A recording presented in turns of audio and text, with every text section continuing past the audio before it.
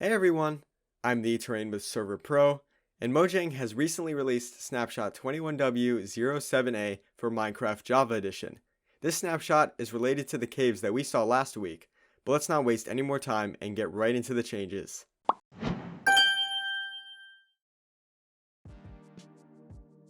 This snapshot saw the release of the new Grimstone Block. This block looks like a cross between Blackstone and bricks, and I personally like it a lot. This block acts like cobblestone in recipes, meaning that you can substitute it for cobblestone in stone tools, furnaces, and other crafting recipes requiring cobblestone. There are also a ton of new blocks, slabs, and walls related to the Grimstone, including a bunch of blocks with the new polished variant of the block, and you can see them all on the screen now. In our last snapshot video, we covered the brand new caves of the update, and today, Mojang devs have reworked the generation of these caves.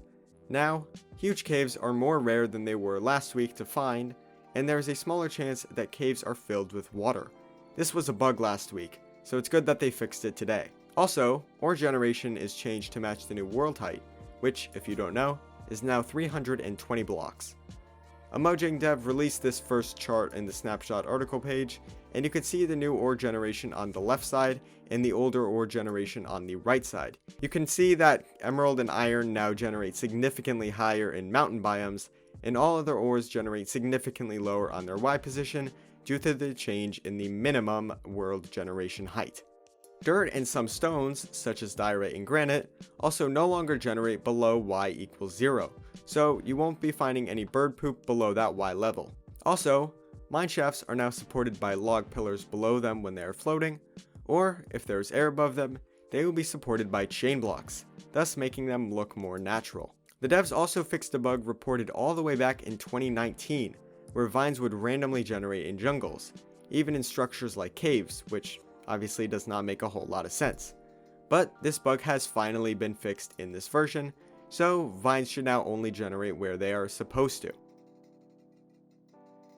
The redstone tab of the creative inventory has also been reordered, and the most used blocks now appear first rather than somewhere in the middle like in previous versions. Now, the order is essentials like redstone dust, redstone blocks and repeaters, unique activators like daylight sensors and tripwire hooks, miscellaneous redstone such as TNT and note blocks, common activators like buttons and pressure plates, and openable blocks like doors and trapdoors.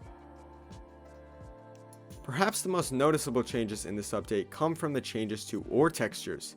Gold, iron, coal, and redstone ores have all had a texture change for accessibility reasons, as they all look the exact same in previous versions despite their color being different. And I think that we can all agree that these textures look awesome.